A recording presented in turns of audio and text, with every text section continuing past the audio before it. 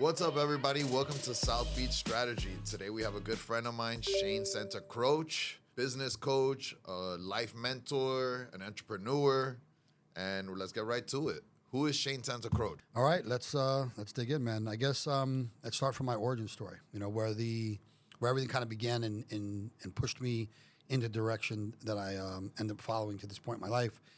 I was about 12 years old, and I woke up to a lot of like yelling and screaming, somebody banging on our front door, like just chaos, right? And in essence, we were being evicted. My dad emptied out my mom's bank accounts. He stole everything that she had. You know, he was an addict, wanted to be a musician, and you know, we were being evicted. That was it. So ended up living in my mom's car. It was a 1960 something, 1970 something Impala, puke green, you know, shit brown interior, and that was now where we were going to stay until she figured it out. That experience kind of pushed me to understanding I needed to pitch in. Like, I didn't have a male role model in my life. And that experience kind of instilled that point that you got to step up. You're now the man of the house. Doesn't matter if you're 12 years old or 30 years old. You're the only guy here that's going to do something. So I got a job with my mom, working at a restaurant, washing dishes, which I moved up very, very quickly. Just kind of lucky. You know, one day none of the cooks showed up because the guy we worked for wasn't exactly a pleasant man. But none of the cooks showed up. I was probably 13 at the time, and it was Arrowhead Deli in Davie, Florida. And he's like, "You need to learn how to cook." So he showed me how to flip eggs with a pan and how to make some pancakes. And before you know it, that was my next step into the hospitality business. Shane the chef. That's how it started. That's literally how it started. But overall, that whole experience was that push to make me realize what it meant to be a man, to have to take care of people. You know, my sister was staying with my grandmother. My mom and I were just doing what we had to do. And, you know, although I didn't at that point in my life understand what was happening, it was developing work ethic and principles within me that, you know, stuck with me today. That's kind of where it all began. From that point on, I just never stopped. I was never a point where I didn't have at least one or two jobs, some kind of side hustle. A few things are probably not, I probably shouldn't say on camera, but you know what I mean? Like, I did what I had to do to make it happen, you know, and that's kind of where my mantra comes from, make it happen, you know? Do you think that washing dishes at that early age helped contribute to your success down the road? If you look back, do you say, hey, these things might have instilled some kind of values or some kind of work ethic in me? Absolutely, man. It's a very humbling experience when I look back on my life, and there's just so many different things I've done. I mean, literally from washing dishes to roofing. I've done anything you can imagine. And now, like, when I look at my kids, how do I teach that, right? How do I teach being in a kitchen at 12 years old with a mountain full of pots and pans and all this nonsense, everybody's leftovers food, just cleaning this, just, you know, it's not the most pleasant job to be in. And the amount of effort that it took at that age to be doing this stuff was tremendous. And again, when you look back, when I was in those moments, it wasn't, oh my God, I can't believe I'm stuck doing this. It was like, I just got to get this done because I'm getting paid. You know, it was always about I'm getting paid. But now, like, when I look at my kids, I could never imagine them being in that situation, right? So it's a very humbling memory to have, and it absolutely instilled a sense of work ethic that, you know, you can't teach. And you're a single guy, and I'm glad you brought up the kids. You got 5 beautiful kids. The last time we talked about this was years ago, so the oldest one now is how old? 28. 28? Yeah. My oldest is 28, man. So we're always talking about the younger generation. How are you instilling these things? Because I think we've talked about how these jobs like washing dishes and like the low-end jobs that I've had as well, they played such a big part in our development. Yeah. But this young generation, they don't seem to want to do things like that. So how do you address this with your kids? It's very, very tough, man, to navigate. And one of the things I did when they were younger is I tried to instill a sense of giving back to community. So we would go to food drives every Christmas when they were really young. Christmas and their birthday, I would take them to the store and have them pick out a gift that they really, really wanted to donate, right? Now, I would typically end up probably getting them for them anyway or whatever. But during that process, I would explain, like, this is what you want. Daddy can buy this for you. But there's a lot of daddies out there, mommies, that can't do that. So we're going to pick this up for somebody else. And the first few times we did it was like, they were kind of upset, like, I want this, you know? They didn't understand. But then it got to a point that it was exciting. And then it was like, oh, can we also get this? Oh, what about this? I think they'll like that too, right? So it created that at least sense of giving within my kids. The work ethic part, I have 4 girls and 1 boy. So it's definitely a different approach, right? And by the way, my girls are all about 5 years apart. So I want to think about how much I was blessed in life that once one daughter turned 18 and I completed the teen years, the next one turned 13 and I started all over again. Right? By the 4th one, you had down packed. Yeah, it's been, well, my little one now is 8. So we're about to come into those years now. And, I have a 17-year-old. So one must be 14, like 14, 15? Well, she's a little bit older. So the first 3 were all about exactly 5 years apart. And then the next one is a little bit more. But yeah, I have a 17-year-old daughter that's just coming out of those years. So it's been a fun ride. And I've been a single dad with her. So it's really been an interesting ride. So since you put them through those experiences of giving back to the community, you've instilled some kind of foundation of some lower end work principles. I would say more of the charitable side of it. The work part, the girls was more so, I cook. So I'm pretty good at it, by the way. Yeah, we know. So I definitely got them in the kitchen with me a lot. And not say that that's where they belong, but understand the responsibility of providing a meal for a family, right? It's something I did. So I'm always the cook of any relationship that I've ever been in. So for the girls, it was that. It was, just kind of basic stuff. Teach them how to clean their own car. Teach them, how do you put gas? Where do you go for an oil change? Those kind of things for sure. My son, I was a little more harsh. This was, let me see, he was probably 14 at the time, maybe 15. And he was getting a little rough in school. So, I also own a construction company on the west coast of Florida. This was, right after a storm. It was hot, whatever. And he doesn't know this, but there was a concrete slab that there was like a shed on that got blown away. Anyway, I brought him out. I'm like, okay, you don't have to go to school. You don't have to go to college. You don't have to do any of that stuff. But let me show you what your life will be like. Gave him a sledgehammer. Okay. It was 8 by 10 slab of concrete in the ground, which normally I would just take a bobcat, lift it, and got rid of it. And I just all day hammering that thing. Bah, bah, bah, bah. I got a dozen videos I'll send to you. And I just had him out there all day long, smashing that concrete. He probably took, 1% of the concrete out of the ground that day. But I can assure you, he never wanted to be outside working. He didn't want to do it anymore. Yeah. I actually had my son working in my office too. Low level, making cold calls, taking sales calls, whatever, customer service type stuff, just so he could see both sides of the world. So I think that that kind of gave him a different perspective on work and what it takes. Oh, that's dope that you did that. I kind of feel like we might be heading into a reality where it's going to flip, and the guy that's going to do that type of work is going to be getting $500 an hour. Yeah. The plumber is going to be getting $500 an hour. The electrician, because none of these kids want to do any kind of blue-collar work. So it's like they all want to be on the internet, but we still need plumbing. We still need electricity. We still need roads. We still need guys to smash concrete. Yep. And those guys are going to make big bucks, so at least he's seen both sides. Both sides, and it's interesting you bring that up because literally just yesterday, and I haven't had this conversation with my son yet because he's on a cruise right now with his mom, but one of the things I was going to suggest to him is going to the AC business. I have an opportunity right now to acquire a company, and I'm thinking, it's kind of perfect timing. It's a great industry to be in, especially here in South Florida, and just the demand is unbelievable. So you might be hearing about my AC company soon. Yeah, and that's good. You can middleman a lot of that work too. Absolutely. Yeah. I know some guy, he's crushing it right now. He doesn't do anything. He middlemans it and put the ACs on the roof. So that's a whole nother business. Yeah. But let's talk about the Better Addiction Care.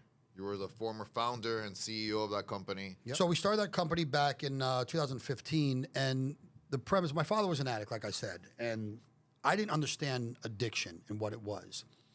So I had a friend of mine, good friend of mine, who had been in business for a long time, and he was a very, rough type person, and he was making 6 figures a month, trying to convince me to get in the industry. And I had a very ignorant understanding of addiction.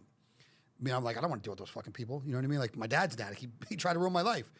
And I did, when I saw the money he was making, I'll be honest, I looked at it purely for the financial aspect. Because I'm thinking, if he's making 100, 200 grand a month, what am I going to make, right? So I looked into it.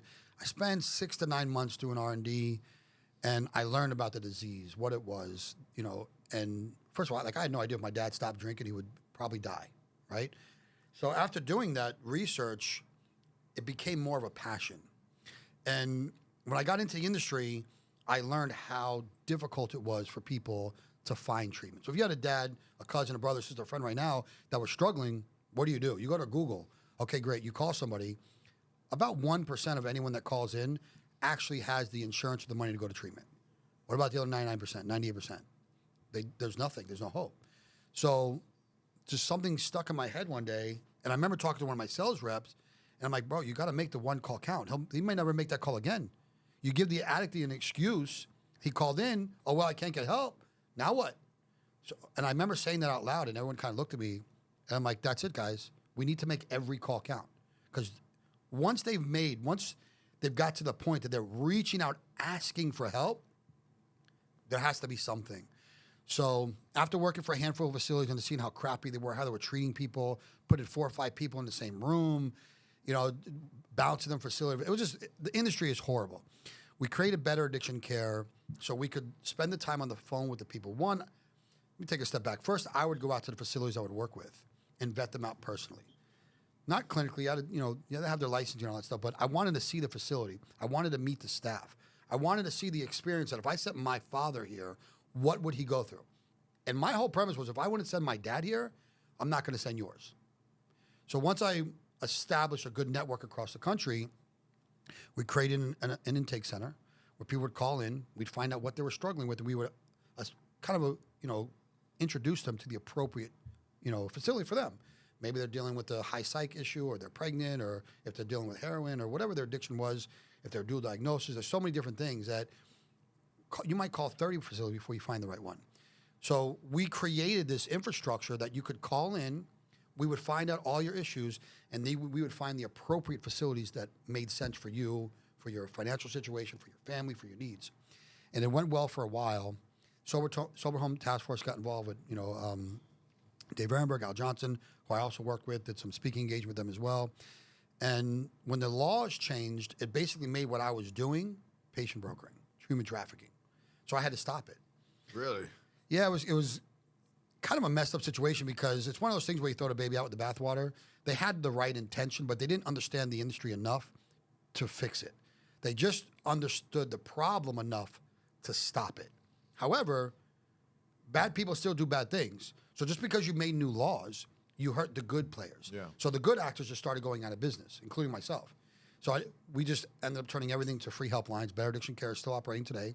You can go there for, if you need an AA meeting, NA meeting, you need to find a facility, it's all there, no cost, So I don't make money off it anymore, but it's still a free resource. It's kind of sad that we had to stop the process we were doing, but that's just the way the laws, turned out to be.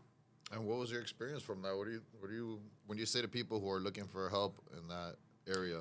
Yeah, so me personally, all my addiction advocacy, I don't really make money off anymore.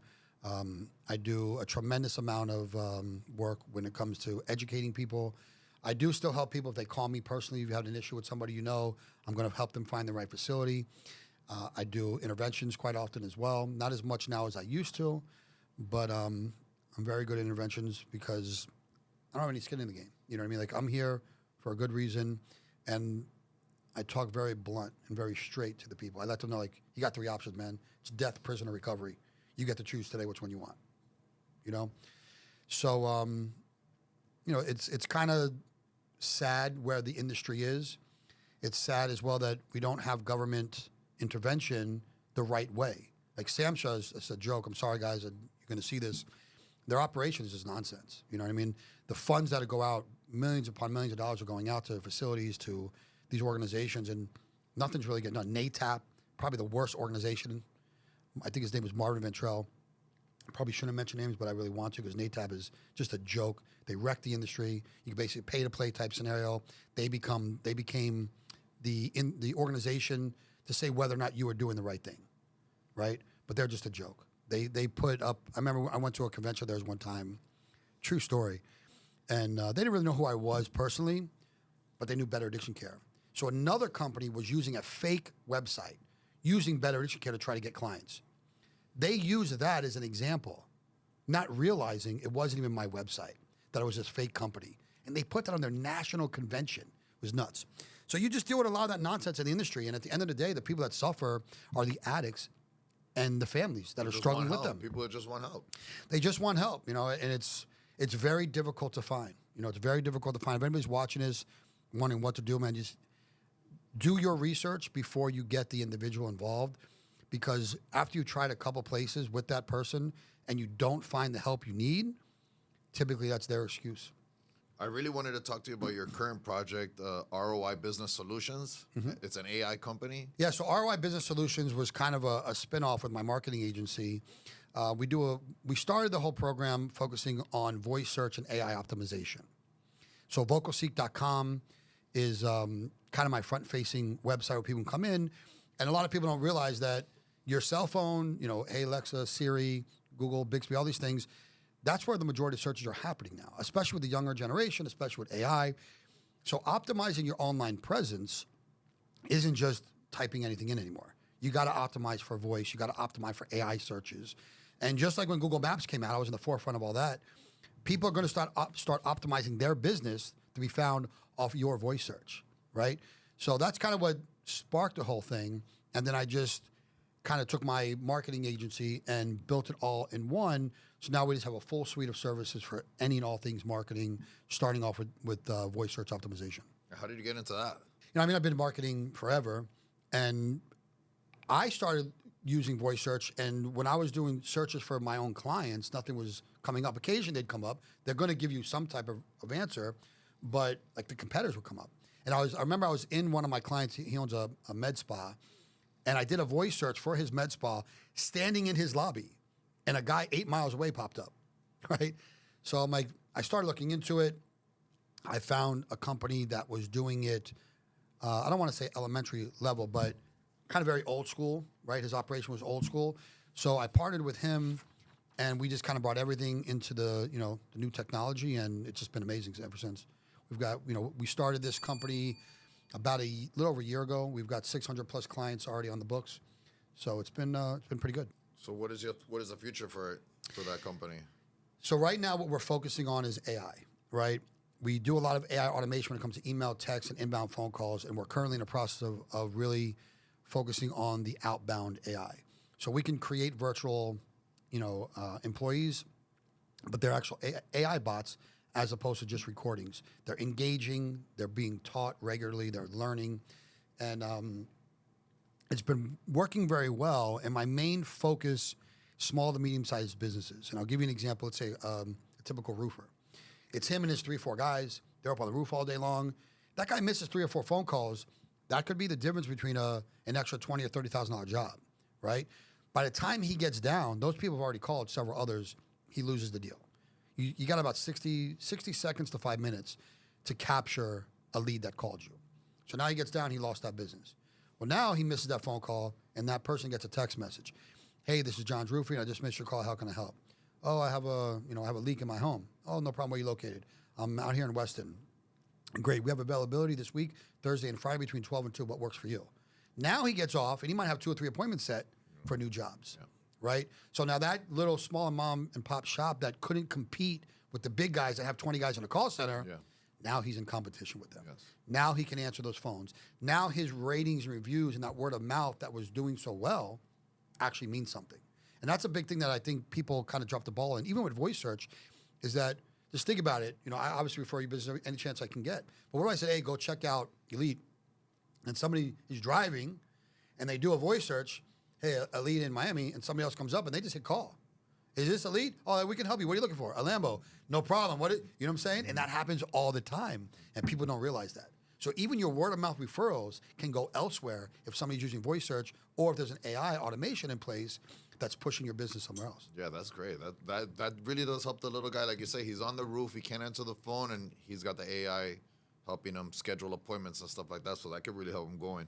You talk a lot about make it happen and the 8 pillars. Tell us about that.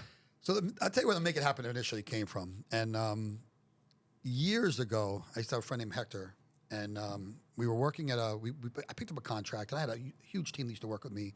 It was different back then. Like, we'd have to go to your office, and we'd come in. I'd analyze everything, figure out what was wrong, fix it, and I'd bring my staff to make it happen, to make it work. And then my staff would hire their replacements, right?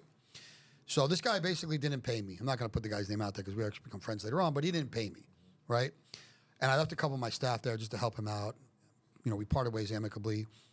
And when I left, things just started going south because I didn't fully implement my plan, So he started going like this, and then very quickly started going like this. And the guy was so frustrated, he called Hector in his office, like, I don't understand. What does Shane make what is the difference when he's here or he's not? What does he do? He's like, you can ask me all day long. I don't know, but he'll make it happen. And that just kind of started following me around. And I just kind of realized, like, that's kind of the perfect statement for what I do. Like, whatever I have to do to figure it out, I'm going to make it happen. If I got to reach out to others, if I got to spend more time, if I got to learn a whole new industry or a new skill, I'm going to make it happen. And then at the end of the day, when you look at that statement, what does it really mean? Like, no one's going to do it for you. You're going to make it happen for yourself. If you want to be a successful father, businessman, husband, whatever, you got to make it happen. No one's going to do it for you. And that's why it kind of stuck with me, and I just use it for everything. There's two people in this world: people that make it happen, and the People ones that that don't. Right? That's it. That's it. And what are the 8 pillars? The 8 pillars were just kind of, what do you need to do to make it happen, right? Whatever your understanding of success is, or whatever you're trying to be successful at. And I'm not going to go through all 8, but you can reach out to me if you want to know what the 8 are. But ultimately, it kind of starts with a decision. You got to decide, I want to be a better dad. I want to make more money. I want to have a better business. I want to be a better friend. Whatever it is, you got to make that decision first. That's step 1. Step 2 is understanding the goals that you need to put in place to create habits. And I think people really drop the ball on this because it takes time to create a habit. And habits can become a way of life. So set goals, daily goals. I need to do this. When I meet with people and mentor them, I sometimes have to break their day down into 15-minute increments because they're just so scattered all day long, right? So wake up every morning, drink 20 ounces of water, make your bed. Like, start going through these steps every day. Those goals become habits. Those habits become a new way of life, right? So the 8 pillars just kind of take you through those steps and guide you throughout your day. Those days becomes weeks, become months, become years. You've now effectively changed an aspect of your life that you wanted to change based off one decision. So just little steps that you take throughout the day to get things done. Yeah. Help people structure their day. It is. And look, that's what every day is about, structuring your day properly. Nobody plans to fail. They fail to plan, and therefore their day gets scattered and their week's scattered. And before you know it, they're looking back on the past 5 years of, well, what the hell did I actually do? What took place? It all starts with waking up, drinking some water, and making your bed. Yeah. You know what I mean? Like, literally, it's that simple. That's why I never get anything done. That's why they can't even get the water done. They can't even drink the water, So the $500 giveaway, what is that? That's a strategy that you use to increase your social media? Yeah. So the giveaway that you did? The giveaway I did on that one. Shane's giving away $500, everybody. So just follow this man so you can get that money and put it in your pocket. When I do the giveaways, it's typically to promote either another business or one of my artists or somebody I'm working with. I think the next one I'm doing, by the way, is going to be for an open mic night in Coral Springs, Florida, at Tulum. So I'll be posting about that. Tulum is a place? Yeah, Tulum Prime in Coral Springs. They do an open mic every Thursday. Free shout out there, Marcos. Yeah. It's a pretty good spot. It's fun. It's got like a Miami vibe. You know what I mean? It's a Mexican restaurant. Pretty good food, pretty good staff, and just all the murals on the wall and everything. It's great for content. So I will be doing another giveaway really soon, but you're gonna actually have to show up to the open mic. So yeah, look. Everybody likes to make money, right? Let's call it what it is. So I use that to instead of spending $500 on a paid ad, why not pay someone to share, save? You know what I mean? Show up. So that's why the giveaways work. So how do the models and the bikini swim week play into the AI company? So look, first of all, let me explain why I started the agency. When my oldest daughter was 13. Well, so that people know, you have an agency as well. Yes. So I was an actual talent agent for years. I now switched to management. But you better be taking notes because Shane's... I do it all right. Shane's resume is wild. It is, man. That's why I got a Netflix series coming, bro. I'm telling you. But my daughter was 13 years old, and we were literally driving on a summer day, and she's like, Dad, I want to do a beauty pageant. And I'm like, a beauty pageant? Now, I'm the involved parent, typically, right? So I'm like, all right, let's do a beauty pageant. I don't know anything about beauty pageants, but we're going to find one. So I went online, looked for the best beauty pageant system around, and got involved. And I'm like, this is a great opportunity to teach my daughter. Like, listen, you can't win at everything in life. Because I know these girls in pageants started when they're 6 months old. You're 13. So I started explaining to her, listen, These girls know how to walk, they know how to talk, they have stage presence. Like, they've been doing this. A lot of them since they're babies. So if you don't win, I want you to be prepared. And I'm thinking this would be a great experience of failure. So I learned, I still have the drawings. I sketched out my daughter's wardrobe. I, had it custom made for her. I taught her how to speak on stage, how to have stage presence. And she did her first little regional thing, and she wins first place. No way. I'm like, of course. Of course. So now we're off to nationals, right? And she makes top 15. She wins People's Choice, all this stuff, right? But it gained attention. This is the first, second, third, fourth? This is my first daughter. My First oldest daughter. Yeah, my oldest daughter. The oldest. And it gained attention for modeling gigs. And I started meeting with all these managers are reaching out and agents are reaching out to me. Bro, I wouldn't have trusted these guys to take my daughter to Publix, much less New York, So I called my assistant, I'm like, listen, I need to become an agent. She started kind of laughing at me. I'm like, no. I'm being serious. I'm not letting these people take my daughter anywhere. No. I need to be an agent. So I became an agent. That's how I opened my agency. And it was strictly to manage my own daughter. And then it was somebody else saw what I was doing. Oh, can you help me with my daughter? Well, can you help me with my daughter? And it just kind of spiraled from there. And those daughters grew up, you know what I mean? And then they have daughters. It just became this huge thing. So at one point, my peak, I probably had, maybe 800 to 1,000, models, male and female, on the contract, all over the world, doing all types of different work. I had locations in Miami. Pre-COVID, I was in Miami, Dallas, Vegas, LA, New York. COVID hit, obviously, I changed a lot of that. But now, I switched from being an agent to a manager because it gives me more of ability to look out for my talent. And I'm very picky about who I work with. It's not all about looks. You got to have presence. Anyone who's ever booked anything with me, any model, any booker, anybody will tell you, Shane's number one question is, what is their personality, right? I don't deal with drama. And, you walk into a convention or a business meeting or anywhere with, half a dozen or a dozen attractive women that are intelligent, articulate, can speak and hold a conversation, and your brand is going to get attention. It doesn't matter what your brand is. You're going to get attention. People at the very least going to wonder, who is that, right? So it kind of opens the door for whether it's my business or whoever's business I'm promoting. It kind of opens that door. And, I use it to promote restaurants all the time. You see me doing the content dinners. I do a lot, obviously, with Fort Lauderdale Swim Week, Miami Swim Week, New York Fashion Weeks. Miami Swim Week just passed, so what did you do there? We had hundreds of girls walking. I had a show basically every day of the week. I started my first annual show again. I had stopped. My last show was right before COVID hit. The Big Game Beach House with Irie, my buddy Irie. We did that. We did a big show there. I think we had Future and G-Eazy perform. It was a big event, but that was the last one since when COVID hit. And so I just did my first one this year, which was the closeout. We did it at the rooftop at G7 across from the Hard Rock. It was an amazing show. So, I had an event every week. We had 3 or 4 different workshops that we did. It's funny seeing me out there teaching the girls how to walk and talk. And it's interesting because when we go to these events, I get asked to do workshops all the time because I'm big on stage presence, right? You have to sell the brand. People forget what a fashion show is. Now it's all about getting clicks on social media. They're looking for influencers. These girls can't walk. They look ridiculous. It ends up being a horrible show, but great content, if that makes sense. So I'm bringing back a traditional show. Like this year when I do it, I'm going to have buyers in audience. So now the designers are coming out, can actually sell some of their swimwear, right? We're going to do a trunk show. We're going to do a networking event. So I'm going to bring back what a traditional show is. But to my original point, when I go to these workshops, they usually have 3 or 4 models and me, right? And they're all amazing models, and they're all, they've got the height, they've got the walk, they've got everything.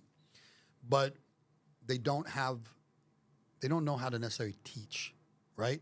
So they go through all their stuff, and then I can't tell you how many times the girls come up to me afterward, and she's like, I've taken hours of lessons, and I learned more with you in 15 to 30 minutes than I've learned in all those lessons, right? Because I know how to teach. I know how to get it across. I know how to remind, like a woman that knows how to walk a lot of times on a runway forgets the fundamentals that they learned in the very beginning, right? How to train your hips to move properly, how to position your feet, all these little stupid things that, although I'm not up there doing it, I'm teaching you how to do it. So it becomes a very, very funny kind of thing and interesting how that whole thing plays out. Like a coach. Yeah, and You know what I was works. a pageant coach for years. So So that you was know fun. what works, and that's why you're I know able to what break it works. down for them a little bit better than somebody else. Yeah, and I'm not the one actually doing it. So I just, I become brilliant on the basics, right? Learn the basics, and from there you'll find your own style, but you have to have the foundation first. So I just implement the foundation. I like to believe with everything I do in life and all my businesses, especially when I'm mentoring or coaching or teaching people, all I'm doing is I'm pointing out the path for you to take. You still got to take it. You still got to do the work. But I'm going to lay out the path that I believe is in your best interest. And that's kind of something I kind of pride myself on, and why I think a lot of people come back to work with me is that I'm never looking at my self-interest when I'm working with you. I'm not always right. Don't get me wrong, I'm not a magician here. I'm not a future whatever. I can't tell the future. Fortune teller, there you go. But I do at the very least, when I give advice, opinions, or teachings, I truly believe it's in your best interest. And if they follow that path, it typically works out. Yeah, sometimes I bet you catch yourself up there teaching these girls shit, and you're probably like, yo, this is hilarious, right? But listen, I'll tell you what. Actually, Fusion Fashion, those guys got me this year because, sometimes I'll show them how to do the walk, right? And I'm always like, I'll make sure there's no cameras. Nobody's filming me. But I think those guys over at Fusion Fashion, who I love, by the way, they're fantastic. I think they might have got me on camera today doing the walk. So. And you did an event at Kiki's and at Habibi, right? We did Kiki, which was amazing. They really rolled out the red carpet for us. They gave us the yacht for the night. I think had 10, 12 girls come out. We had a table afterwards. I mean, we had a fantastic time with Kiki. We are going to do a follow-up with them sooner than later here. We did Habibi as well. We did outside on the dock, which was kind of interesting. And both events went very, very well, and they treated us great. So COVID was a big thing for you, but was it? And I could tell that had an effect on you because you always bring it up. You feel like it affected you more business or personal? COVID completely altered my entire life direction. First of all, I lost a tremendous amount of money, as you can imagine. It did also give me the opportunity to do well, to get back, right? But, I ended up getting divorced, losing my dream home that I was building. I kind of left the project and sold it, and everything in my life changed drastically through COVID. And the divorce was kind of the first piece of that part, right? When COVID hit, I took it very serious for the first few months until there was information, and we just kind of locked down the house. My ex-wife was struggling emotionally with everything, and anxiety and depression, all this stuff kind of happened.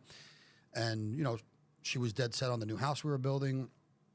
And when everything happened, like, my finances got completely screwed.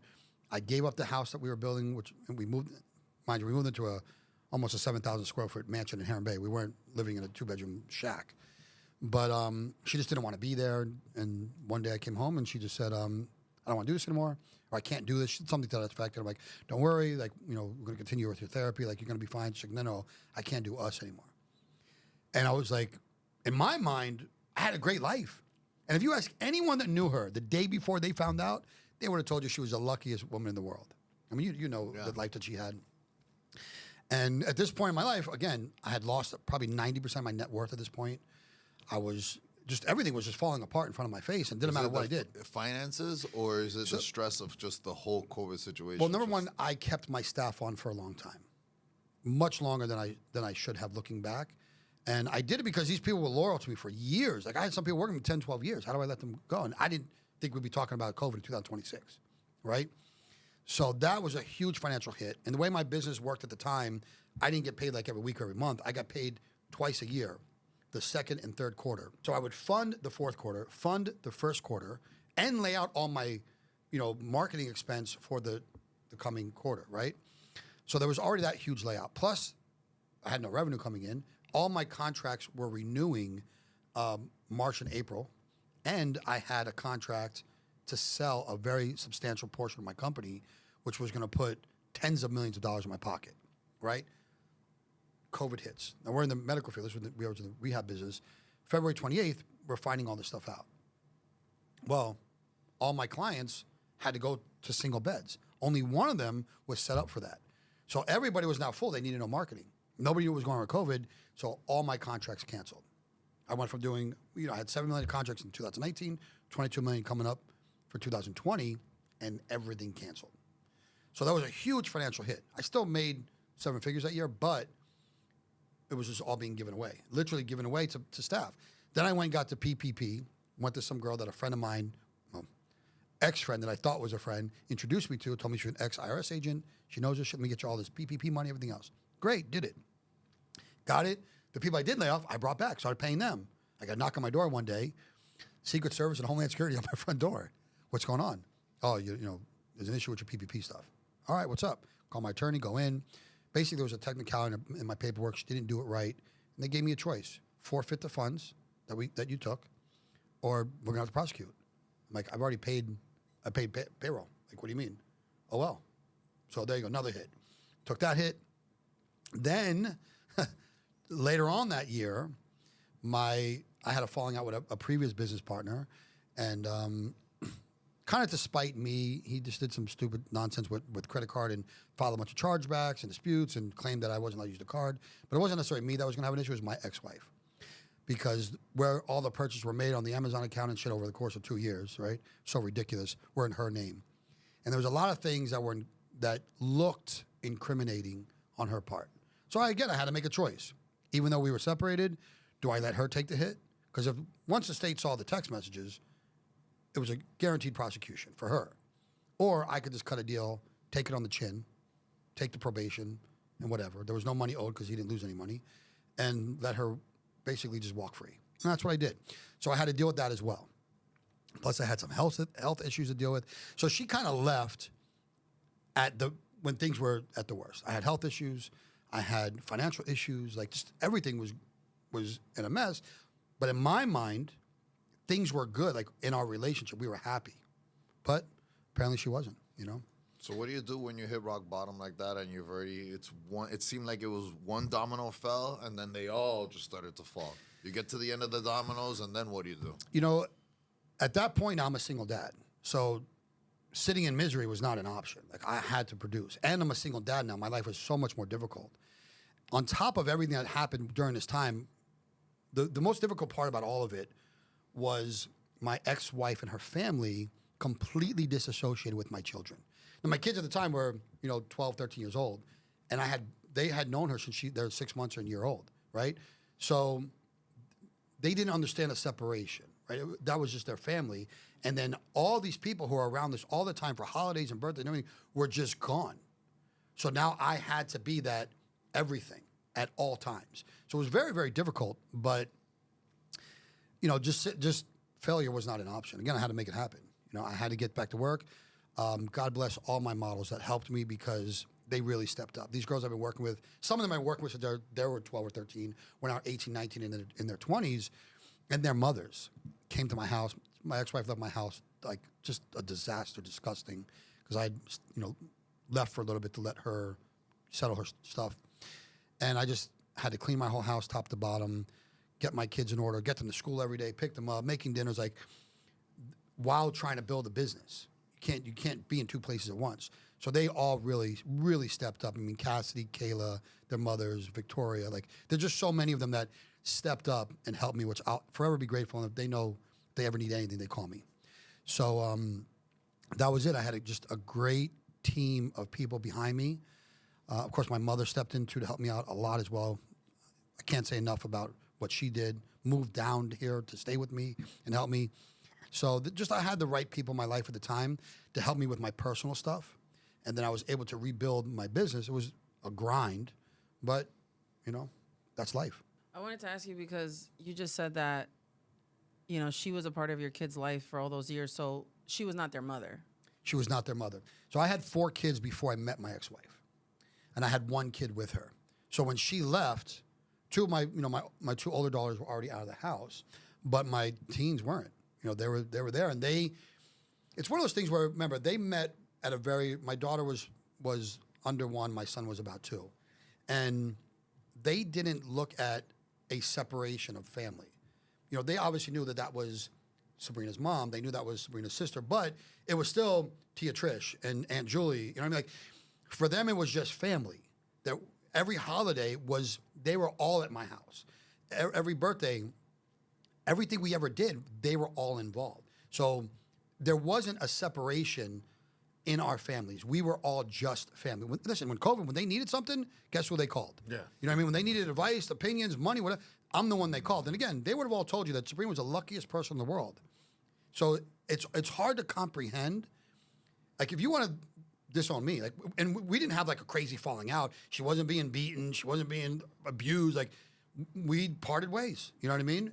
And we did it pretty amicably for the most part. We had our moments, but overall, there was no side to pick or no reason to pick sides. So it's very hard to comprehend, like, how you create just boom, one day to the next. Now, when I look at their family, the women in the family, the mother, everybody kind of has a handful of divorces in their life. So it was a normal thing for them. You know, it was like, oh, you're unhappy? Fuck him. Come. You could stay with me. We could do whatever you need. We'll take care of you, like, whatever. And that was it. She had their family supported the divorce in a way that I never imagined that would be possible, and just completely cut ties. And my kids struggled in a way that I can't even.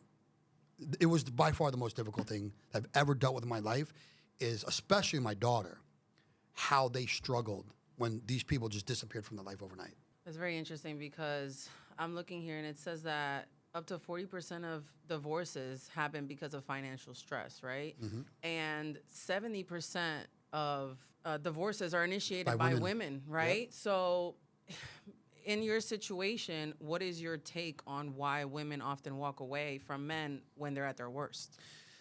Well, let's think about it for a second, right? When you look at a marriage, when a woman comes into a marriage, let's just say the guy has nothing at the time.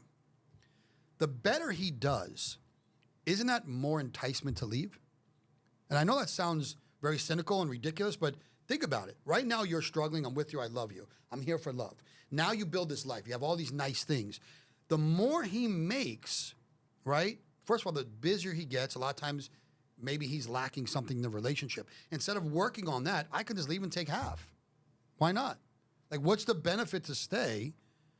A man, and I did it personally, I was willing to sacrifice my personal happiness for my family. She, and many women, are willing to sacrifice their family for their own personal happiness. So for her, and she says to my daughter today, who questions her, I'm sorry, I was depressed, I just couldn't be there. That's why, mind you, she also left my daughter alone, not telling me for almost a month every night. That was a whole nother story to get into. But, okay, so you're saying to your stepdaughter, who you basically helped raise, you knew her since she was 8 months old, right? My emotions were more important than yours. And it's an unfortunate reality, but that's what happens a lot of times, is that the man is out there struggling, doing what he has to do. Maybe he's successful. Maybe he's just a blue-collar guy making ends meet and ends up doing well. His company blows up, right? But the woman is unhappy. And instead of working through that, they decide, well, I can be happy on the outside. The grass is always greener, right? And another piece of that is the life prior. If a woman has a lot of men that she's been with prior to her husband and has a lot to compare to, the comparison is always there. So there's always going to be someone that was taller, that was better looking, that was funnier, that was better in bed, that had more money. So now that comparison kicks in as well. And it's cynical, but it's kind of the reality. It's a culture thing, though? Because I think back in the day, our options weren't that visible. Like, you can go on a dating app right now and look at 20 other women that want to marry you, right? And I think it's also in our culture now to think, oh, maybe I'll find something better. Yeah, it's absolutely. I mean, that is a big thing, is there's always something better. You can go to somebody's Instagram. But for a woman, it's easy. When you can't use me or Jay or guys that have some status in life as an example, because it's not fair to men.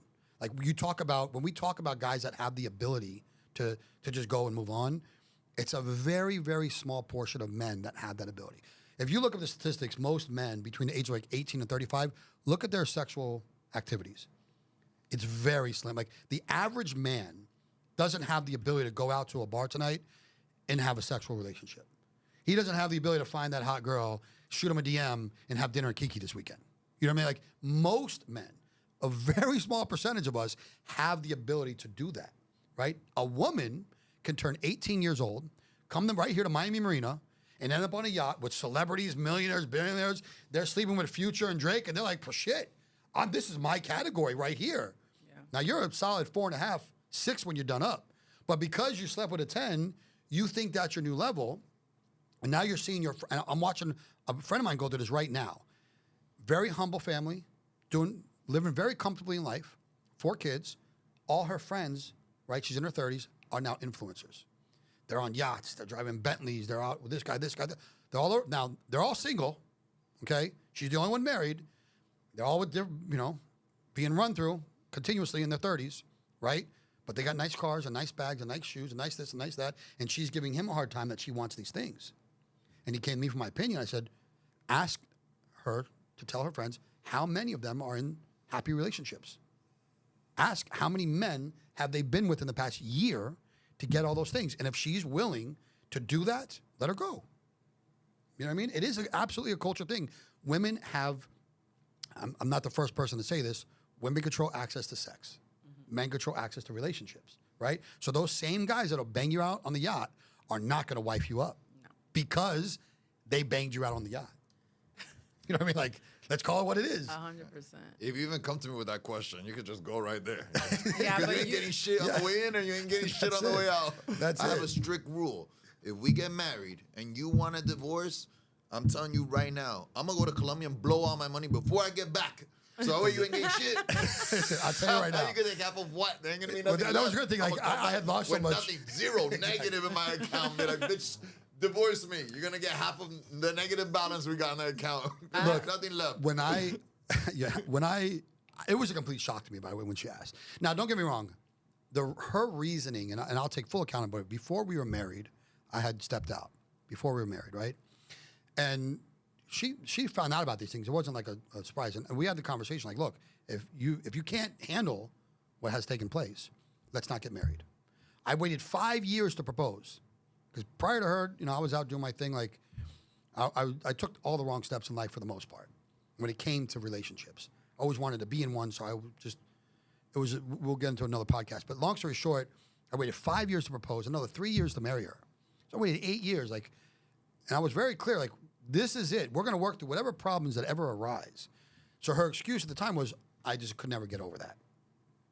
Now that we're married, have a family, have another child, now it just coincidentally coincides with we just lost 90% of our net worth, gave up the dream home that you wanted so bad, moved into the house that you hated, everything in life was going down. Now you can't deal with what I did before we got married. Okay. Yeah. The government and politics has ruined marriage. 100%. There's just no incentive for people to try to make things work when there's so many incentives to not make it work. Absolutely. I don't really believe in marriage because I don't want to be in a position where the government has to give me permission to do what I got to do, and then there's some kind of incentive for things not to work out. That's just like, where's the benefit for me? Yeah. Well, and a lot of guys ask that question now, what's the benefit? Like, I know this sounds crazy, but let's just start doing contracts, 10-year contracts. If I look at you 10 years from now, and I don't want, and I wouldn't remarry you, I wouldn't re-sign a contract to be with you, it's time to move on amicably. You know what I mean? And that's kind of reality. You do change. And if you're not willing, if both parties are not willing to put in the work, you're going to fail miserably. But we don't need a contract. The reason why you need a contract is because these girls are having sex so quickly with the guys that they're dating that they don't get to know them first. But if they took the time to get to know the person who they were going to be with, and they would know down the road they can count on them if things don't work out, to at least make sure they're right, because everybody has a responsibility. The man has a responsibility to provide. The woman has a very big job to take care of the family. They're both just as important. And if you date the right person and he cares about you and he's a good guy, he's going to make sure that he handles his family and takes care, whether you guys may get together or not. But the thing is, there'll be no incentive to leave. So the effort to try to make it work is there. I think it's a combination of that and experience, right? People really don't focus enough, and they don't teach young, like I teach my daughters this extensively. Experience for a woman is not necessarily a positive thing, especially sexually, right? Because no matter what, a woman's always giving themselves to a man. You can say whatever you want. You're giving yourself to a man. A man is taking you. He's entering your body. When you do that, you give a little piece. Now, to some women, it's a big piece. Some, it's a little small piece. You do it enough, you give away so much, what happens to your self-worth? It diminishes. But it also creates these comparisons in your mind. And again, I mentor hundreds of women. I've had thousands of conversations. So this isn't coming from what I think. Okay, these are real life scenarios, real life situations, and there's tremendous amounts of scientific research behind it. But ultimately, when a woman has gotten to a point that she's been with so many men, what can you possibly provide? Like, now you need a man, the tallest man you've ever been with, right? You need a man that's the best guy in bed, that makes the most money, that's the funniest, that's the most confident. Like, you've created this unicorn of a man that just does not exist. So then you try to settle for someone that you kind of like, that, well, he's got money, maybe he's good looking, maybe he's great in bed, whatever your categories are, but he doesn't check all the boxes. To your point, Katya, when you were saying about many, many years ago, when a woman was with a man, that's what she knew. So there wasn't all types of crazy comparisons like, this is my husband, this is my life, I need to make the best of it. Now, I'm not saying men are perfect, and I'm not saying men didn't screw up and do stupid things where they deserved, some kind of consequence, but at least the thought process was, how do I fix this? Can I work this out? Can we move forward? Now it's, this is broken. How do I get out of it? How do I move on? It's a very different mentality these days with women. And I have this conversation so often, it's insane. And I always ask the same thing. And they'll say, well, when I was with so-and-so, oh, well, this guy did this. But I remember, and it's always, and I just sit there and listen. And when they're done, I say the same thing. You want to talk about your husband now? What do you mean? You just told me 8, 10 different guys that did all these different things or reminded you of or made you feel a certain way. What about your husband? Where's that? Well, I'm just saying that those guys did those things for me and made me feel a certain way. Okay, but what efforts are you putting in to have those emotions with your husband? They're trying to build Frankenstein. Exactly. And this doesn't exist. And even women in the dating market, right? It's kind of funny because what do women want? 6 feet, 6 inches, 6 figures, right? That's always kind of the big thing, right? What percentage of men is that? Very low. You're looking at like less than 0.5% Yeah. of the population Yeah. meets the category, which is why these women get so caught up chasing these men and end up sharing that man. So if that's the man that you want, prepare to share him. Like, I don't know what else to say. Like, all the women are fighting for the same small percentage of men. You see it here in Miami all the time. And half the guys don't even meet the criteria because they're broke, but they're pretending to be because their Instagram looks great. So the girl's stupid, goes home with them, you know what I mean? Ends up begging him out, wakes up the next day and finds out that it was an Airbnb and a rental from Jay. You know what I'm saying? Like, let's be real. It happens all the time down here. They got paid. They popped a bottle at Kiki. They got it. There and the two boys bought a table at Kiki. Yeah. They're broke on Monday. They're borrowing money from me on Tuesday. You know what I mean? Trust me, they're not with the 1%ers. I know that they don't tag the sponsor, and that's what happens. Yeah. They don't tag the sponsor. Your boy's wife is looking at these 6 girls' Instagrams, but she don't see the sponsor. 100%. You know, they gotta tag that sponsor, and that's what his responsibility. Like, have them tag the sponsor next time. Let's take a look at this guy. Who took you to Dubai? Yeah, let's take a look at where that guy came from. And what are you doing in Dubai? Dubai? The girl gets in your car, right, in a Lambo or fucking whatever, and they're like, okay, oh, you don't have the lights in here? Is this? I thought it was a Rolls. Yeah. Bro, she was in someone else's Lambo, somebody else's Rolls. She's been to Dubai. She's on the yachts every weekend. And listen, I'm not judging the girls that do that shit. Live your life. Live your life. But I think as a society, at the very least, we should be teaching girls at a young age that if you want to live that life, no problem. But accept that is your life now and forever, especially with social media. Because when you want to get married at 35 years old, and you want to have a high value man that's 35 plus, 45 plus, that has his shit together, has money, can take care of you, why should he choose you? You're looking at geriatric pregnancy at 35 years old. And again, I'm not judging. Do your thing, live your life. But I think it's very unfair to young women that we're not at the very least teaching what the consequences could be. If you still make the decision and you're fully aware of the consequences, by all means. Yeah. And there's a lot of women in their 50s, 60s that, hey, those Hermes bags and that career they have means everything in the world to them. But there's a lot more that are 45 right now looking back going, holy shit. A lot. I got another 40 years of my life. I'm washed up. This guy don't want me anymore. He'll sleep with me, but he don't want me anymore.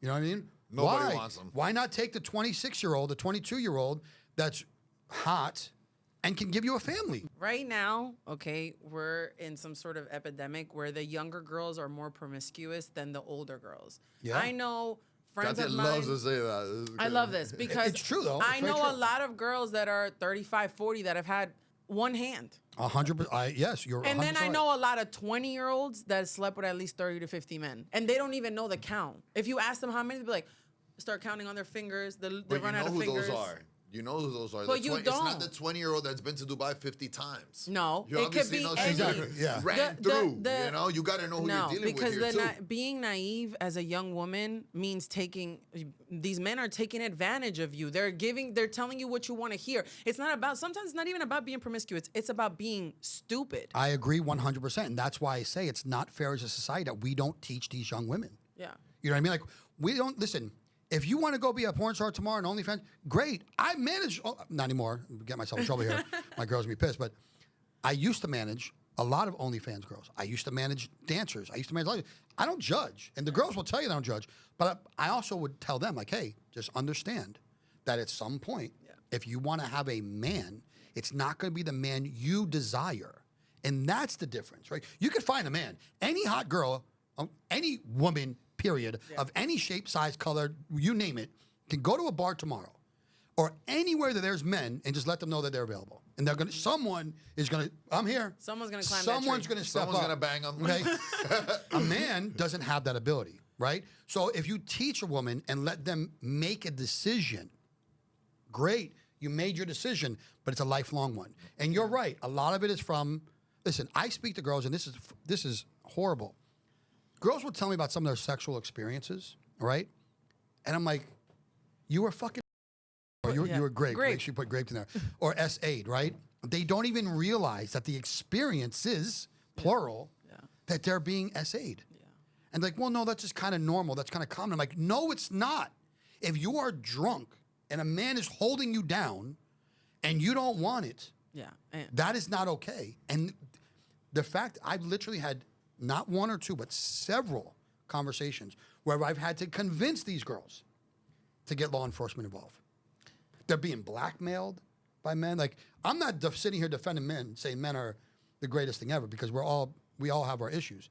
But if we don't teach women of the consequences of the actions in their teens and 20s, lifelong consequences, it's just going to continue to get worse. I mean, there's a lot of taboo. I mean, a lot of young girls growing up now cannot have these conversations with their parents. You know, their parents won't talk to them about Absolutely, you're right. sex or relationships, or it's just more cook and clean, get married, find the husband. You know, that's what it is. So, I mean, it's really sad, but you know, one of the things that he says all the time is like, I want to get a 25-year-old because she's new. If she's older, like, 25's too old. No, he thinks he's Leonardo DiCaprio, where he can't date girls that are 24 's over the cap. 25. You know, and little does I he can't know. talk. My girl's 26, so Yeah, but that would be she's too old 22. for him. No, but because he's Like I was Shane's 22. been with her, yeah. Yeah. Shane's been with her, so he's been bringing her up, you know? So that's my perfect. That's exactly what you got to do. That's all you got to do, Shane. mean, look, Katya's full of shit. Don't pay attention to her. This is an open invite to Katya's Fluffy Hat crew friends. The one that's over 40 that's had only 5, please come to the podcast and sit where Shane is so we can ask you some questions, because that's a unicorn right here. Stefania's one of them. Where is this? Where is this? Stefania's one of them. no, listen. Oh, no. Hold on. I will Whoa. want to bring her on the I will, podcast. listen, the fuck I will outta here. No, absolutely- she really is. I will absolutely agree with you, because I have a lot of clients that are older as well. Yeah. And a lot of them, I won't always say one hand, but within 2 hands, right? And they're 40, 45 years old, right? But they ended up giving themselves to a man for 15 years and not getting married or whatever ended up happening. Yes. Here they are. Still fucked. Now they want to be a boss babe and all that kind of stuff. And that whole boss babe thing is, you can be a boss babe without running through 19 miles of dick. You know what I'm saying? That's not what it is. What do the two have in common? They shouldn't have anything in common. But look, Charlize Theron just came empowerment. out. Did you see her interview on Call Her Daddy? I think No. Call Her Daddy is the most toxic podcast to exist. I think the host is great, and she could really do, if she started teaching young women the consequences of the stuff she talks about, I think her podcast would be really amazing. But Charlize Theron just came out. She's 40 years old, and she was bragging about banging a 26-year-old and being a single mom. And, you know, one of the things she had said was, you know, my kids will tell their story. Like, this is my life. Whatever they have to tell, that's their business. But celebrating the fact that they don't have a father in their life. Why are you why are we celebrating this?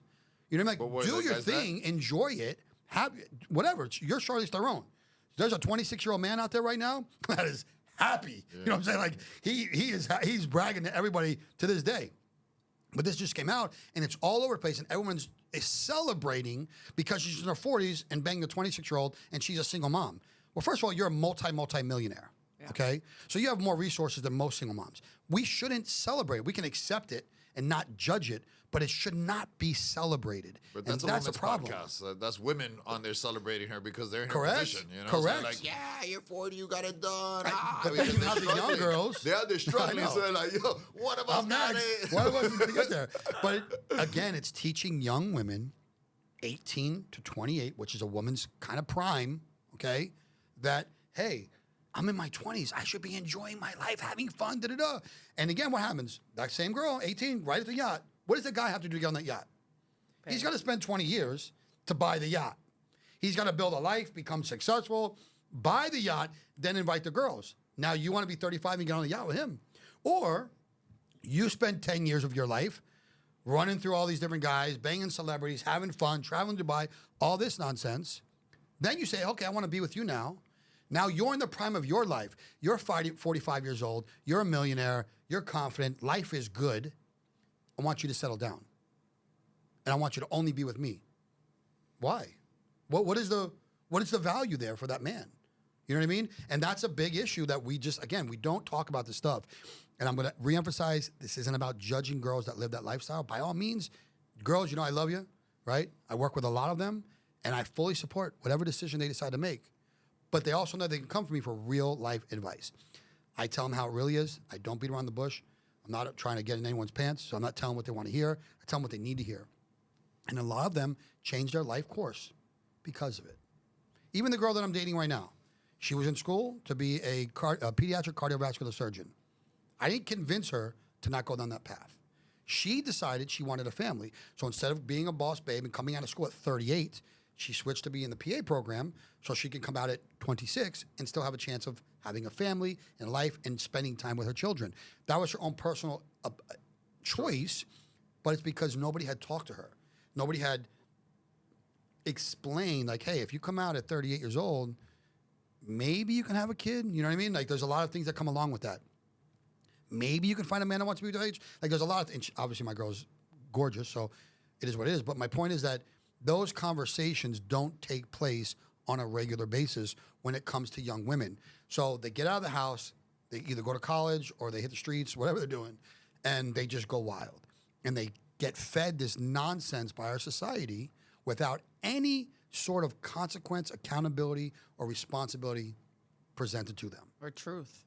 Or truth. And it leaves them open to being naive to men taking advantage. And I mean, when I say take advantage, it could be just by lying and telling them what they want to hear, renting the cars and the Airbnbs and tricking them, or physically taking advantage of them because they've been so drunk, they don't know how to say no, they're uncomfortable, they're in a bad situation. I mean, the list goes on and on and on.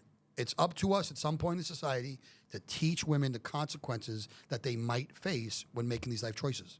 Yeah, 100%. All right, so I want to bring it back to, your dad and the addiction. And I want to say, like, do you think that you've forgiven him for not being able to get sober, for not being able to step up, or do you think you still hold resentment? That is such a good question because the question I normally get asked of people that know me is, how the hell do you forgive him? How did you come to that conclusion to forgive this man who just was a shit in your life, your life? Well, number one, while I was in the addiction space, I got him sober for the first time. October 31st, 2017 was the first day that my dad, he died for the, I think, 9th time and asked to go to treatment. So I got him the treatment. So I had a few months there that he was sober, came to spend time with my kids, whatever. Through this process of alcoholism and addiction, drug abuse, he has pancreatitis, sclerosis of the liver. He's had several heart attacks, several strokes. Like, it's a medical mystery on how this man is alive right now. Like, I'm not joking. Like, the doctors have literally looked at me and went, hands up, and you're like, I don't know what to tell you. You know what I mean? His whole esophagus is basically mesh because he'd burn holes in it and bleed out. Like, he's been hit by a car. Like, I can't even begin to tell you that this man is in, like, the worst shape you could possibly be in. But to answer your question, he taught me the most valuable lesson of my entire life, which is how not to be a father. That in itself, like you have a kid, man. I don't know if you have any children or not yet, Katya. No, not yet. When your child looks at you and says, I love you, there's nothing in the world that beats that moment. When you show up to a game or an event, for me, it's odd because I remember being a kid playing sports and like looking for my dad. You know what I mean? My mom was a single mom working, looking. He never showed up to anything. I don't know what the fuck I was looking for. You know, like I knew he wasn't going to be there. But as a child, you have that hope. You're hoping. For me, I'm in the stands. I'll see the other little kids that are looking and dad's not there. And I see that in their face. And then here comes my kid. And it's like, I see that anxiousness, right? And then the moment they get eye contact, it's like their whole world is perfect. You know what I mean? It's like just big smile or maybe a tear and they're just so happy. That's my dad. You know what I mean? You can never give that to somebody if you don't experience it. So for me, you know, I had compassion for my dad. Number one, I didn't understand addiction. Eventually I did. But like my dad had two amazing, there might be a few more out there, but that I know of, at least two of us, me and my sister, that he could have had an amazing relationship with. And then both have kids. I have 5, my sister has 4. He had grandkids, which I gave him the opportunity. You know what I mean? But he couldn't break the cycle, you know? So it was an understanding for what he was facing in life, having that compassion, and then realizing having any kind of resentment or hatred towards him was like, I'm going to drink a bunch of poison and hope he gets sick one day. You know what I'm saying? Like, it didn't make sense for me to keep that in. So one day I just fully accepted him for who he was, who he is in my life. That's the guy that got my mom pregnant. You know what I mean? He was never my dad. He was my father. And I was able to forgive him. And that forgiveness helped me. But I just took every emotion, everything that I went through, all the times in my life when had I had my father there to smack me in the head or yell at me or stop me from doing those things, what different path would I have been on, right? And for that, it taught me to be there for those moments for my kids. So I'm grateful for him. I'm grateful that he wasn't in my life, because if he was in my life in the state that he was in, that could have also drastically took me another direction. Yeah. You know what I mean? Yeah. It's like rich dad, poor dad type of thing. You could have gone whichever way. I could have become, I mean, listen, if my dad would have stuck around, there's no doubt he would have had me doing drugs at a young age. There's no doubt I would have been doing stupid shit. When I got locked up when I was younger, I first got out, my dad wanted to pretend to be there for me. Pick me up, I got a job for you, I was broke, you know what I mean? I think I was 19 at the time when I first got out. And he took me to do this job, basically moving somebody's house. And we're leaving, and like we were moving so fast. I'll never forget this, bro. I was in a U-Haul truck. His girl at the time, who passed away, God bless her soul, was driving. He was here, and I was in the middle. And I'm like, damn, we did that shit so fast. It's like I was robbing the place. And she started laughing. She goes, you had the right feeling, ha, ha, ha. And he just looked at her. And I'm out on bond right now. You know what I mean? Oh, my God. And basically, in a nutshell, this is the craziest story. Again, it could be great for Netflix one day. He had gone out partying the night before with some guy, some rich guy. Guy got all wasted. He got a prostitute. Something happened with the prostitute. I don't know what happened, but I don't know if she died or whatever happened. The guy freaked out, stayed in a hotel room, gave my dad the keys to his house and code to his safe, for whatever reason, trusted him, and said, go empty my safe, bring me the cash. I need to get out of here. Oh, my Right? God. Like they're all high. So he was like freaked out. So my dad calls me, hey, you want to help me move this guy? Gets a big fucking U-Haul truck. And I just helped him empty this man's house. How I never got in trouble for it, I don't know. How long ago was that? Oh, man, I mean. Statute of limitation 20 plus years. is okay, good. 20 Just plus wanna years, make yeah, sure. yeah. I already checked it out, yeah. Right. 20 plus years. But I just remember thinking to myself, like, I was facing like 40 years in prison at the time. And you just had me do this? I'm saying, like, so Like it was completely a selfish. It's very crazy story. What do you do? Like, where do you go when everything is on fire? Because I remember through COVID, like your wife left you, you lost all this money. Like, where did you go to find peace? Like, who is that person in your life? It's just my kids, man. Like, there's nothing else in my life that really matters to me as much as my kids do. And they're the reason. They're the reason I wake up every day. They're the reason that I have this drive. They're the reason that whatever decisions I make are always revolve around my kids, what they think, how they feel. And when I'm in those moments, I need a hug. You know, I mean, we'll go do a daddy-daughter day date, or I'll do something with my son. Like, it doesn't matter what we're doing. It's just, that's my break, you know? Yeah. They bring me that peace and reminder of, you know, why failure is just not an option. Yeah, it's really not. And then, I don't know if you read books. I hate reading, but I do read books that I learn from. So there's a handful of books that I have read that I give out a list to everybody in a certain format to read. Okay. I have started getting into audiobooks more now, but yeah, like Audible. Shout out to Audible. I love you. Audible's big, yeah, absolutely. What is like one of the self-help books that actually changed your thinking? So the very first one that changed my thinking. So there's a couple books that really influenced my life. One was Rich Dad, Poor Dad, right? I've read that book probably a dozen times. I've listened to audio. It's on my playlist, like when I'm driving in the car, still to this day. The one that really changed my mindset and helped me realize that, I'm not gonna say that I was special, but I had some sort of gift, was How to Master the Art of Sales by Tom Hopkins. I was working for a company called It's Just Lunch. It was a dating service. Back then you didn't have an app. You actually set up dates. Cool. And it was just a lunch. So you didn't have to go to a dinner, whatever. We would, you know, interview guys, interview girls, bring them together within the same city, and just go to lunch, right? And they brought a sales trainer in to work with us, and they told us about this book, How to Master the Art of Sales by Tom Hopkins. Now, I'd already been doing sales. I started selling stocks at 14. Again, statute of limitations here, you know what I mean? I wasn't exactly compliant. But a lot of the things that I started reading in that book, I did. Just like, whether I was taught by somebody else or whatever it was, like, I was doing a lot of these things. And then reading behind it and understanding sales, the psychology, sales tactics, all these different things, it made me realize that, wait a minute, I actually have something here, and I need to hone in on this skill. So then first of all, I read that book several times as well. I started, you know, reading Dale Carnegie. I read the 48 Laws of Power. Like, I started putting effort into my field. So before, I was just doing sales because I love to make money. Like, I knew that if I spoke to somebody, whatever I was selling, I've sold everything you can imagine. If I sold something, I got paid. So I was relentless. Like, I just wasn't going to stop because I wanted that money. But then as I learned, first of all, ethics, right? I could learn to sell something ethical.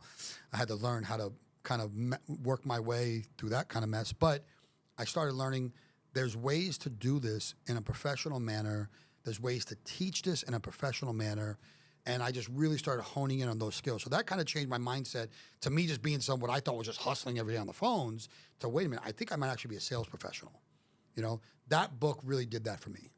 So it changed your entire way of, and it's crazy because that happens to me too. Like, I have skills and then I'll read books and they'll be like, this is what you have to do. And I'm like, I'm already doing I'm doing that, right? So it makes you think like, wait a minute. So clearly what I'm doing is right, but there's more to it. Yeah. And then I started learning the psychology behind sales, the art of sales, the different sales tactics.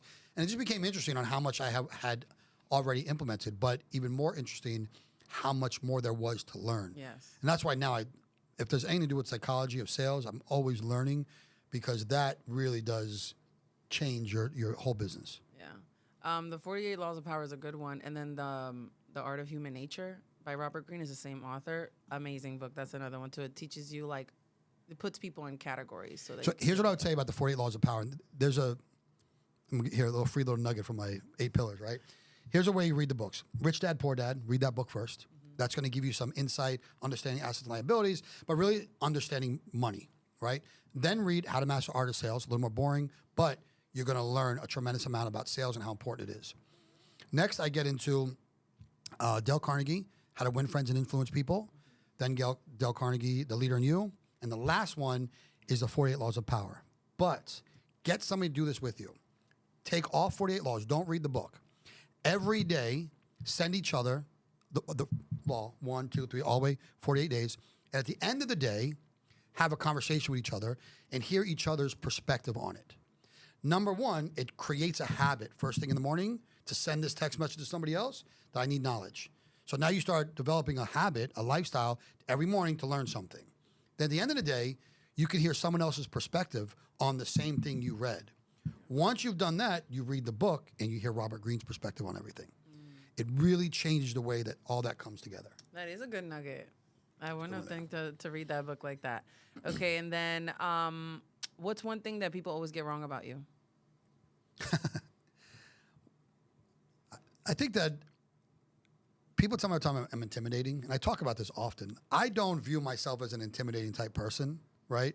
But I'll tell you a funny story. Like, I had a receptionist that worked with me for like 6 years, right? And, you know, a lot of times I'll take my staff out or whatever, and she just never came. She was in a relationship.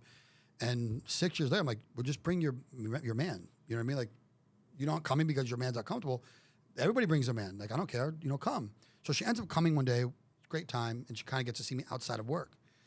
And the next day she comes to my office. She's like, you know, Mr. Coach, I got to talk to him. I'm like, yeah, what's up? She goes, I've been here for 6 years, and I've never walked in your office. And she hadn't. Not even to get a paper, a pen, like nothing. And she goes, I've been so afraid of you until I went out with you on Friday night. You know, you let me bring my boyfriend, like you were so welcoming and so that. You're not at all what I thought. And I'm like, what did you think? She's like, you're just very intimidating. I just thought you were just like a mean, hard person. And I'm like, wow. And I started thinking, I was like, how many people think of me by this way? And it was quite a few. Yeah, me too. It was quite a few, really? Yes.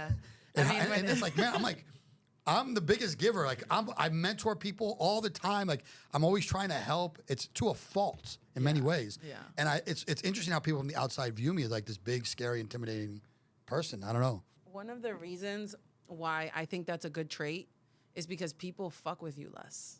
Oh, absolutely. You know, I always say that to you. You're like, I don't want to come off nice. I don't want to come off like this person that's going to bend over backwards for you because you're going to end up trying to fuck with me. You know, and I always ask him, like, your friend called. He's like, I don't have any friends, you know, because those people they're just always trying to take advantage. Yeah. Like, and so it's a good trait to have. I'd rather people say, oh, when I met you, you were intimidating than, oh, when I met you, I just thought you were like, whatever. But what did I say about Shane? What? When I told you that I don't have any friends, but I said if I have a client that's a friend, Shane is him. Yeah, that I will let you I know. appreciate He that. says that he'll be like, I don't have any friends, but then there's certain people that sometimes I was like, you do have friends. Because there's certain people that he really will be like, no, he's good. That's my friend. You know, and you are definitely one of those people. Well, I appreciate that. Yeah. I wanted to And the bring feeling's very mutual. I'm sure you know that. I wanted to bring something back real quick to the modeling agency and the Bikini Fashion Week because we have this new admin here. Her name is Kimmy. Oh my God. She wanted to be a part of next Miami year's. Swim Week? Yeah, you think I got it. Can we get a roll in there? For her? Absolutely. You got Kimmy, her? show me a DM. I got you for Yeah, sure. this And listen, is you don't Kimmy. even have to wait until next year because I do events all the time. Oh, okay, perfect. So if they're not, you know, they may not always be in a bikini, but we do content dinners. We do all kinds of different types of photo shoots, promo deals. So yeah, hit me up. I got it. She's on Instagram. Oh, Kimmy. Oh, Kimmy, I got it. cannot. This is- she She's wanted to going to be be part of the so thing. All right, but she got to bad. reach out to me. That's part of the deal. Yeah, So we'll have Kimmy, her. shoot me a DM. She wanted to we'll let make you it know happen. this was the resume. No. She's going to hate us. We got it. She'll be at the next content dinner at Tulum Prime. Yeah, okay, Yeah. that sounds good. She would love that. Yeah. I will, yeah. Yeah. We got And all her. my gigs are paid. Yeah. All my gigs are always paid. And she was Okay. always down to make money. There you That's go. one thing about Kimmy. Okay, I did want to ask you like something about marketing. If you have like, let's say you have only 24 hours to launch something from scratch, like where do you start? A marketing campaign? Like if I tell you right now, like I'm paying you for this business and you know, I have this idea or whatever, and I know that everybody in marketing starts different. So for me, I always start with like social media. Some people start with SEO. Some people start with the branding message, with the mission. Like, what is the first thing that comes to your mind when someone tells you, oh, I want to start a business? Start a business is a little bit different. Then yeah, for me, it's always start your digital footprint, right? And this is where most businesses really fail and miss the mark. And most marketing companies don't go down this path. Is you have to create a full digital footprint. And I hear this all the time. I worked with so-and-so with Facebook ads and they were garbage. We tried Yelp and it didn't work. I tried Google PPC, it was too expensive. Like they try all these different things individually and they fail. Look at a website as like a spider web. It's right in the middle. And you get all these things on the outside. Your goal is to get people in that web all the way down to the center so you can capitalize, right? When you look at analytics in detail. And again, I'm going to say probably 90+% marketing agencies will never go this deep because it's too much work. When you launch a paid ads campaign, let's say on pay-per-click on Google, right? Then you do one on Facebook. Then you do one on Yelp. Each individual campaign may not do well. Your SEO campaign will not do well. When you make them all work in conjunction, tie them into your social media, your directories, your reviews, all of that, now they all work tremendously better. When you look at the analytics on what I call a true digital footprint, it's not even comparable. And this is why I do so well with my clients. Before we do anything, let me see your digital footprint. We'll talk about goals. What are your short-term, long-term goals? If you already had a business that want to, make money tomorrow, I don't care what it costs, Google pay-per-click. You're going to get deals, right? But ultimately, if you're starting a new business today, or you're looking to take your business to the next level, the very first thing you do, and we give a little shout out, go to vocalseek.com, okay? Put in your business, and it's a free report. It's a free audit. But I'll tell you where you are in search. You'll see what's inaccurate, where you're listed, where you're not. It'll give you everything you need, free phone call consultation to explain it all to you, right? When you look at a full digital footprint of somebody, some businesses that I've seen that are in business for years and doing very well are still missing 20, 30, even 50% of the money they could be making because they don't have a solid digital footprint. Social media is obviously a big part of that. Creating consistent content on all platforms, right? Making sure you're listed in all directories, and little gem, accuracy. When you look at algorithms for Google, for Facebook, for any TikTok, anybody, they want to provide the end user with the most relevant and most accurate. So let's say you are competing with 5 other companies and you have several listings online, but one has a suite number, one has an old phone number, one has a different email. That's inaccuracy. Now, I don't know the exact point system or what would bump it out, but I do know that if another company is offering the same relevance, right, but everything is accurate or at least more accurate, they get served up first, right? Especially on an SEO type platform. So understanding just NAP or name, address, and phone number, is it accurate all across everywhere on the internet? And if it's not, who's addressing that? So you'll work with company A and they'll put a bunch of stuff out with information. Then you'll hire company B who'll do the same thing. You're in business for 10 years, you might have worked with 10 different companies. And they've all put information out there, and a lot of it is inaccurate or outdated or just not, again, could be just missing a suite number. Simple little things like that, making sure that all of that is done properly is absolutely the very first step you should take in any business that's going to be doing online. I'm glad you explained that, because for the last 2 years, we've been working on our digital footprint too, but Katya thought that meant checking her personal Facebook. Oh my God, here we go. Here we go. Well, we should do it right now. Go on your phone. Oh my God. Go to vocalseek.com. She's already went through all her her friend requests and stuff, right? You already got it? What's going on? Definitely not company stuff. What the hell? My phone just did whatever. You'll be surprised though. Oh, I was definitely surprised when I learned that Katya thought that working on the digital footprint was That is checking not her what personal happened, Facebook and okay? messages. I was at my desk and I get a notification from Facebook saying that one of my friends that I went to high school with is in jail for murdering someone. And I just clicked on it because I'm like, whoa, And then I told him about it and he's like, oh, that's what you're doing. And it's like, no, Yeah, not but if you checking repost that, you might get a rental. Well, she got a notification for that. But the 50 unread messages in the Facebook company account were never notified. Oh my God! You know She what? didn't even know where they go. Yeah. She didn't even know where they go. It doesn't But matter she got because a I'm notification about some chick that lives in another country that's like 20 years difference from her. I'm She going got to that cut this notification. out, so That it doesn't even notification matter. was not gonna slide by. That's the good thing Katya. about being the producer. But the 20 messages of clients that wanted to do business. How do we even read those messages? Where do they go? Oh my God, you're right. But I use SEMrush, SEMrush. I use a bunch of other apps. But I think also our main thing and that's super important is every single day putting something out there. Every single day you're putting something out there on everything. The Google listing used to be just a Google listing. Now you could post on there. You post Listen, every single Google, day. Google reviews, Google pictures, as much as you can. Yelp is another one that people drop the ball on all the time. All the time. And again, a lot of people use Yelp. It's not a good ROI to do ad spend on if you don't have a lot of other things in place with it. But again, it's all about digital footprint. When somebody's searching for your business or a service you provide, You don't want to pop up once. You want to pop up 2, 3, 4 times. It's not easy to do that. Yeah. But if you're doing it right, if you're laying the foundation first, I'm telling you right now, it's a game changer. And I'm willing to bet, you put any business you know right now, I'll give you my phone to do it. Go to vocalseed.com, put in their business, and you'll be shocked at the results. We score from 0 to 100. It's a third party. It's not my software that does this. It's a third party that scours the internet for this information. I'll give $100 if you can show me a business that scores over a 50. That's how often. Probably, and we don't even do blogs, so that's already. Yeah, we'll pull it up. Yeah, we don't even do blogs, which I really want to get into doing blogs because I know that this is a score of Katya's work over the last. On top of it, Shane, you got to remember that you can't hold her. Listen, you can't hold her accountable because I'm one person. At 100, she keeps her current pay rate. Anything below that, she's gonna drop that same percentage in her pay. So let's see where we're at. Here, put your name and email and stuff in there. I am. Put the company stuff in there, Katya. Right now, we're gonna score you and see if we're gonna see. Okay, Shane, let me ask you a question. How many people do you have running one marketing campaign? I mean, it depends on the size. That's a kind of a How many people do you need to run it? I mean, I have some people that run multiple campaigns. Do you need to run it? And I have others that I have a whole team on. So. A company like this, that we have cars, yachts, private jets, podcasts. You think one person can do it all? It depends on the person. 5 years?